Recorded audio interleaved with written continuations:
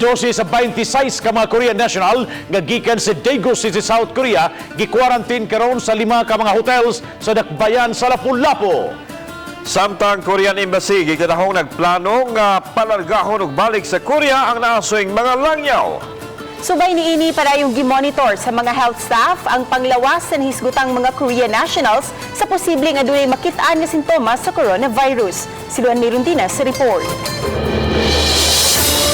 Gikonfirmar ni Lapu-Lapu City Health Officer Dr. Agnes Cecil Realiza nga kagabi ilang nila nasubay ang 12 sa 26 ka mga Korean nationals gikan sa Daegu City nga mi-check-in sa 5 ka mga hotel sa dakbayan sa Lapu-Lapu.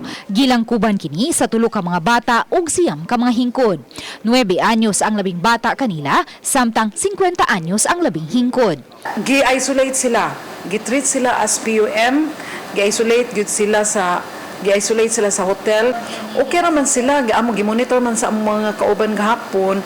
Wa man sila mga simptomas no nga pariha ng respiratory infection. Matud ni Realiza, una na nilang na-orient ang mga hotel staff sa mga angayang buhaton kung galing adunay mga guest nga mga persons under monitoring. At the start of the corona, ang Lapu-Lapu City gi-meeting naman na ang tanang mga hotels no, mga hotels kato mga condotels kato mga restaurants usay buhaton na sila guidelines and protocols kana ing ana nga sitwasyon ko na sila mga sa una pa bitaw kato mga Chinese na sila guidelines usay sila buhaton.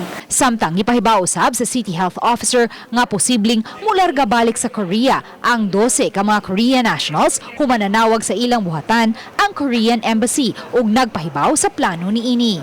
Ang Korean Embassy nakikistorya man sa ako ka bahapon no kay i-follow up lagi sila bahin sa accommodation no.